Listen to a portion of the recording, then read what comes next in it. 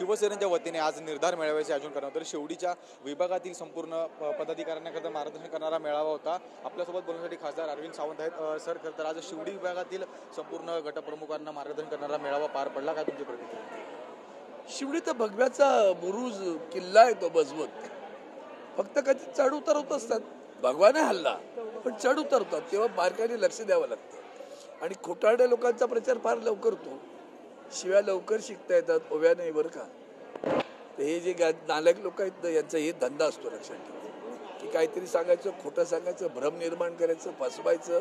आम्ही फसवलं नाही आयुष्यात कधी, आणि म्हणून आम्हाला असं वाटतं की हा मेळावा त्यासाठी आहे की ज्या पद्धतीने आमचा अजय चौधरीचं, मी सांगतो मला नुसतं शिवडीसाठी नाही, त्यांनी जे प्रश्न विचारून जे मार्ग काढलेत ना संबंध या महापालिका मुंबई शहरातील चाळीकरांच्या बाबतीतले, त्याला तोड नाही आहे।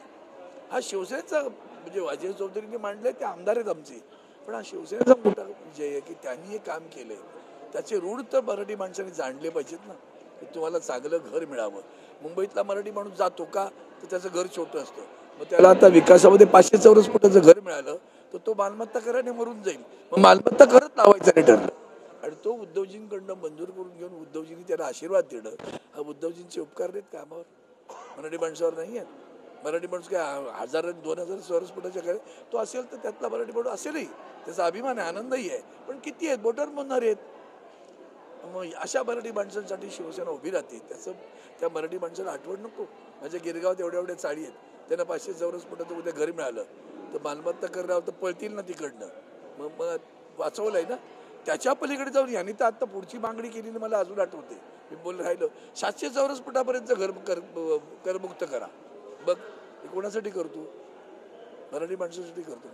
शेवटी गरीब मध्यमवर्गीय मराठी माणूस आहे, त्या मराठी माणसाने लक्षात घेतलं म्हणजे दोही माजवण्याचा प्रयत्न आहे, जातीपातीच्या भिंती उभ्या करून तुमच्या फट पाडण्याचा प्रयत्न आहे, त्याला प्रतिवाद करायला लागेल।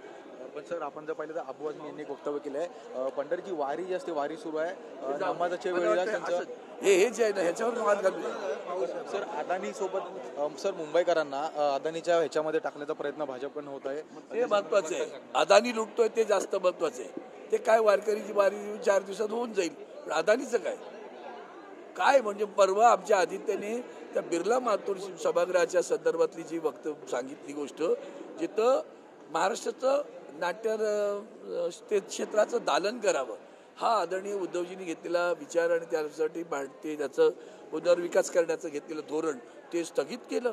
कुणासाठी मराठी माणसाला चिड येत नाही त्याची। तिथे साहित्य संघ मंदिर बंद पडण्यात आलं जवळजवळ गेल्याचं वय, तशी इतकं ते अडचणीत होऊन बसलंय। बिर्ला मातूर चांगलं उभं राहिलं, काय होईल बिर्लासा वगैरे, पण नाही, मराठी माणसाचे नाही। मराठी भाषा भवन त्याचं काम कुठे अडलंय बघा जरा जाऊन, आहे ना, कळत नाही मराठी माणसाची कशी वाट लावली जाते। ते शाणे व्हा लवकर, ताटकन नुसते शाणे नाही व्हा, रस्त्यावर उतरायची पाहिजे तर रस्त्यावर या, तर त्याला कळणार आहे। आपण जर पाहिलं तर हे होते खासदार अरविंद सावंत। आज जे आहे ते शिवडीच्या विभागातील सर्व गटप्रमुखांचा निर्धार मेळावा जो आहे तो याच ठिकाणी आयोजित करण्यात आला होता। व्हिडिओ जर्नलिस्ट रोशन गायकवाडसह मी जय पवार, TV9 मराठी, मुंबई।